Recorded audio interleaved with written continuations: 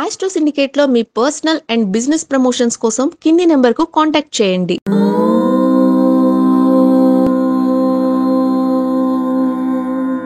ఓం శ్రీ గురుభ్యో నమః. హరి ఓం.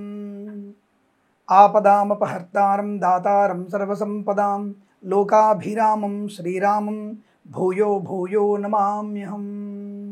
అందరికీ నమస్కారం. రామపట్టాభిషేకం నుంచి మళ్ళీ మనం ఈ యొక్క షేర్ మార్కెట్ ప్రారంభమవుతోంది. దీనికి సంబంధం ఏమిటి అంటే ఒక మంచి శుభమైనటువంటి ఇండికేషన్. అది ఏమి లేదు, మనం బయటికి వెళ్తున్నప్పుడు ఒక మంచి శకునం ఎదురవుతే ఇవాళ మంచి జరుగుతుంది అనేటువంటి సెంటిమెంట్గా ఫీల్ అవుతాము. ఈరోజు రామపట్టాభిషేకం రోజు, సోమవారం రోజున, కాబట్టి ఈ రోజు నుంచి మనకి షేర్ మార్కెట్ మళ్ళీ గత వారంలో 10 లక్షల కోట్ల ధనం సంపద ఆవిరైపోయిందని చెప్పేసి మనం విన్నాం. కానీ మనం గత వారం చెప్పుకున్నప్పుడు 3 రోజులు బాగానే ఉంది, 2 రోజులు మాత్రమే తీవ్ర నష్టాలు వచ్చాయని తెలుసుకుంటాం. మనం ఈ నష్టాలు వచ్చిన రోజు కూడా అంటే గత శుక్రవారం రోజున నష్టాలు వచ్చిన వాటిల్లో దాదాపుగా 11 షేర్స్లలో మంచి లాభాలు ఉన్నాయి, ఒక 30 షేర్స్ మాత్రం నష్టాన్ని పొందుకున్నాయి. కాబట్టి ఏదేమైనా కొంత నష్టం మాత్రం బాగానే వచ్చిందనే విషయం.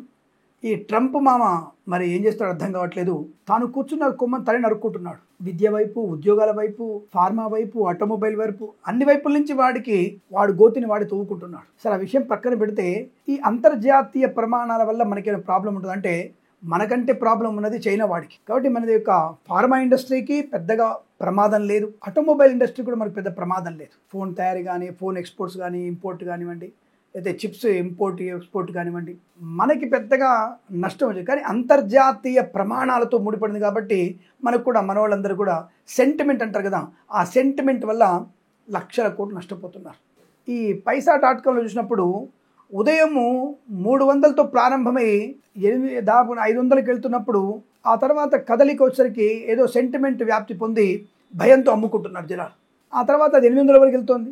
ధైర్యం చేసి ఉన్నవాడికి 800 వరకు వెళ్తోంది. కానీ కొన్న షేర్ వాల్యూ వీళ్ళు అమ్ముకునే టైం కల్లా నష్టానికి వచ్చేస్తున్నారు. అంటే కొద్దిగా జాగ్రత్తగా వీళ్ళు నిలదొక్కునే ప్రయత్నం చేసి సెంటిమెంట్కు వెళ్లకుండా ఒక మంచి స్థితికి, అంటే ఒక నిర్దిష్టమైనటువంటి ఆలోచనతో కనుక ఉంటే మనకి ధన ప్రాప్తి ఉంటుంది. ఇంకొకటి, షేర్ మార్కెట్లో లోతుగా నేను వెళ్ళాల్సిన అవసరం లేదంటే నేను షేర్లు కొని దాన్ని అనుభవించాల్సిన అవసరం లేదు.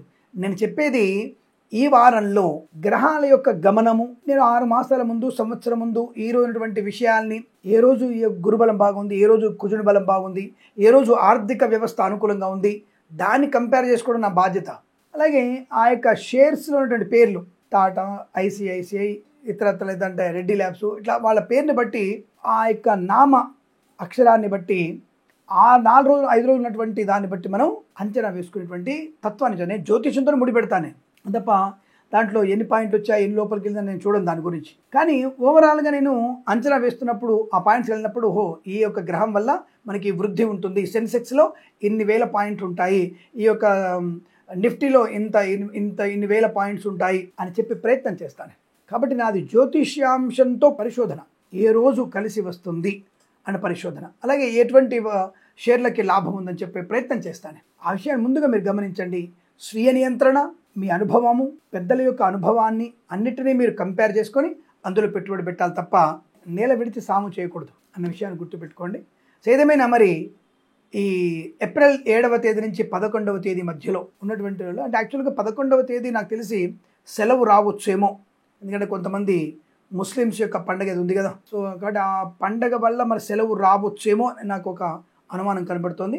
ఏదేమైనా సరే 5 రోజులకైతే మనం లెక్క వేసుకున్నాం మేము. సో ముందుగా మనకి ఈ యొక్క సెన్సెక్స్ ఎంతవరకు ముగింపు పలికంటే ఈ వచ్చే శుక్రవారం ఎంత ముగింపులో ఉండవచ్చు అన్నటువంటి విషయాన్ని చూస్తే 74,253.6 అది వచ్చే వారంలో శుక్రవారం రోజున ముగింపుకి ఉండేటువంటి అవకాశం ఉంటుంది. మరి ఏ షేర్స్ లాభపడే అవకాశం ఉందంటే బ్యాంకింగ్ సెక్టార్లో 2 కనబడుతున్నాయి. ఒకటి హెచ్డిఎఫ్సి, రెండోది ఐసిఐసిఐ. ఈ రెండింటికి మాత్రమే లాభం పొందుకునే అవకాశాలు ఉన్నాయి, ఆ విషయాన్ని గుర్తుంచుకోండి. సాఫ్ట్వేర్ కంపెనీలకు వచ్చేస్తే కూడా 2 షేర్సే ఉన్నాయి, మూడవది కూడా పర్వాలేదు, అది హెచ్సిఎల్ది. మొదటి 2 మాత్రం టాటా మరియు ఇన్ఫోసిస్ 2 కూడా మనకి మంచి అనుకూలవంతమైనటువంటి ప్రయోజనాన్ని కలిగించబోతున్నాయి. అంటే సాఫ్ట్వేర్ కంపెనీలో ఇవి ఒక 3, హెచ్సిఎల్ కూడా కొంతవరకు ప్రయోజనాన్ని కలిగిస్తుంది, కొనవచ్చు షేర్స్. ఓఎన్జీసీ, ఎఫ్ఎంసీజీ లాంటివి కూడా షేర్స్ మనకి లాభాన్ని కలిగించే అవకాశం. గత వారంలో కాస్త ఓఎన్జీసీ మనకి మంచి ప్రశాంతతని, కొంత ఆర్థిక లాభాన్ని కలిగించి, ఎఫ్ఎంసీజీ కూడా మనకి మంచి లాభాన్ని కలిగించింది. ఆ షేర్స్ కూడా కొనుగోలు చేయవచ్చును. ఇక ఫార్మా ఇండస్ట్రీలో పర్వాలేదు, మనకి అది కూడా ఫార్మానే కాబట్టి ఫార్మా ఇండస్ట్రీలో మనకి షేర్స్ కొంత నిబద్ధతగా ముందుకు వెళ్ళగలిగే అవకాశాలు ఉన్నాయి కాబట్టి ఇబ్బంది పడాల్సిన అవసరం లేదు. ఫార్మా షేర్స్ మనం కొనుగోలు చేయవచ్చును. డే ట్రేడింగ్ కూడా చేయవచ్చు ఫార్మాతో, మీరు తప్పకుండా లాభాన్ని పొందుకుంటారు. ఇక మనకి నిఫ్టీ ఎలా ఉండబోతుంది అని అడిగితే కొంత నష్టమే కనబడుతోంది మనకి ఈసారి కూడా. బట్ ఇక జాగ్రత్తగా ఉండే ప్రయత్నం చేయాలి. బట్ నిఫ్టీ వచ్చేసి మనకి 22,300 నుంచి 23,260 మధ్యలో మనకి నిఫ్టీ ఉండగలిగే అవకాశం ఉంటుంది. బట్ నేను అనాలిసిస్ చేసినందుకు ఒక దగ్గర మధ్యలో మనకి బుధవారం రోజున 23,600 కూడా వెళ్ళింది. కానీ చూద్దాం మనకి ఎలా ఉంటుందో. బట్ ఏదేమైనా సరే 22,300 నుంచి 23,260 వరకు నిఫ్టీ యొక్క నిడివి అనేది ఆ విధంగా కనబడుతోంది. కాబట్టి ఏదైనా సరే జాగ్రత్తలు పాటిస్తూ మనం ముందు వెళ్ళగలిగితే కొంత పర్వాలేదు. ఏప్రిల్ మాసం కదా, కొంతవరకు అంతర్జాతీయమైనటువంటి ప్రమాణాలతో ఉన్నటువంటి ముడిపడిన ఈ షేర్ మార్కెట్ కొంత ఈ వారంలో కాస్త స్తబ్దతగా ఉండేటువంటి ప్రయత్నం జరుగుతోంది. బట్ కొన్ని షేర్లలో మాత్రం లాభాలు పొందుకునే అవకాశం. మరి ఏ రాశి వారికి బాగులేదు అని చూసుకుంటే సింహము, కన్య, వృశ్చికము, కుంభం ఈ 4 రాశుల వారికి ఏమాత్రం అనుకూలంగా లేదు. కాబట్టి మీరు షేర్ మార్కెట్లో పెట్టుబడి పెట్టకూడదు, నష్టాలు పొందుకునే అవకాశం. మిగతా రాశుల వారికి కొంతవరకు పర్వాలేదు, చూసుకొని ముందడుగు వేసే ప్రయత్నం చేయండి. డే ట్రేడింగ్ కన్నా దీర్ఘకాలికమైన పెట్టుబడి పెడితే లాభాలు పొందుకునే అవకాశం ఉంటుంది. ఈ విషయాన్ని మీ యొక్క పరిజ్ఞానం కొరకు జాతక రీత్యా, జ్యోతిష్యాస రీత్యా ఆర్థిక ప్రయోజనాన్ని పొందుకునే నిమిత్తమై పరిజ్ఞానం కోసం మాత్రమే ఇటువంటి ఇన్ఫర్మేషన్ మీకు ఇవ్వబడుతుంది.